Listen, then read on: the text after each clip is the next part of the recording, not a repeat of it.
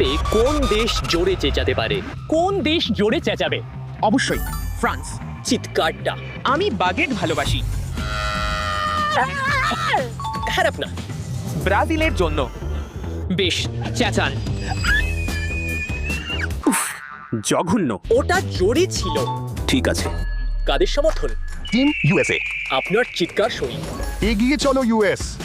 হ্যাঁ, দারুণ। কেউ কি হারাবে? কার জন্য চেঁচাবেন? প্যারাগুয়ে। চলুন শোনা যাক।